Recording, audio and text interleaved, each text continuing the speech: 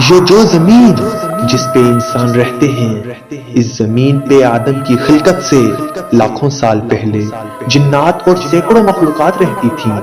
اللہ کے ولی حضرت شاہ شمس تبریز سے پوچھا گیا کہ آپ فرماتے ہیں کہ بلی کا رونا انسان کے لیے بہتر نہیں ہوتا، ایسا کیوں؟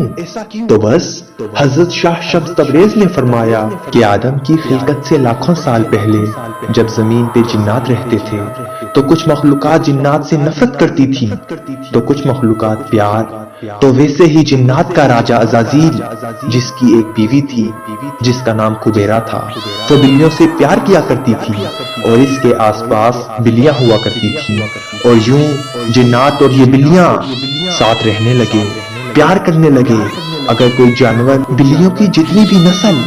زمین پہ موجود تھی اسے کوئی بھی تکلیف ہوتی تو اس کا بدلہ جنات لیا کرتے تھے، لیکن جب اللہ نے جنات کی طاقت کو محدود کیا اور اس کے لیے صرف رات کو رکھ دیا تو یہ سلسلہ جنات اور جانوروں کا ٹوٹ گیا۔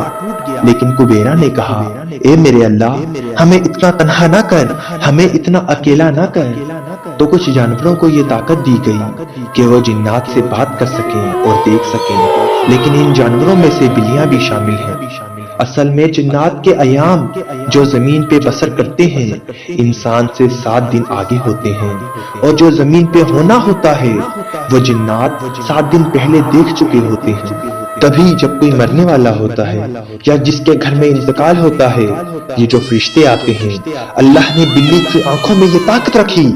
کہ وہ جنات کو دیکھ سکیں، فرشتہ موت کو دیکھ سکے، تو وہ درد والی آواز میں رونے لگتی ہے اور بتانے لگتی ہے کہ انسان، یہ زندگی جس کو تو ہمیشہ کے لیے سمجھتا ہے، جیسے یہ آج مرنے والا ہے ویسے ہی سب مر جائیں گے، اپنے اعمال بہتر کرو۔ تو لوگوں نے کہا، اے اللہ کے ولی، اگر ہمارے گھر یا ہمارے آس پاس کوئی بلی روئے تو ہم کیا کریں؟ تو شاہ شمس تبریز نے فرمایا کہ تم حسب توفیق صدقہ نکالا کرو اور 27 مرتبہ چاروں کل کا ورد کرو، اپنے اللہ سے دعا مانگو، اللہ ہر پریشانی سے تمہیں محفوظ رکھے گا۔ اور اگر تم کسی بڑے سفر پہ جا رہے ہو، اچانک سے بلی سیدھی طرف سے الٹی طرف جائے اور پھر مڑ کے تمہارے چہرے میں دیکھے تو سمجھ جانا کہ یہ اللہ کی مخلوق تمہیں اشارہ دے رہی ہے کہ تمہاری طرف کوئی خطرہ ہے۔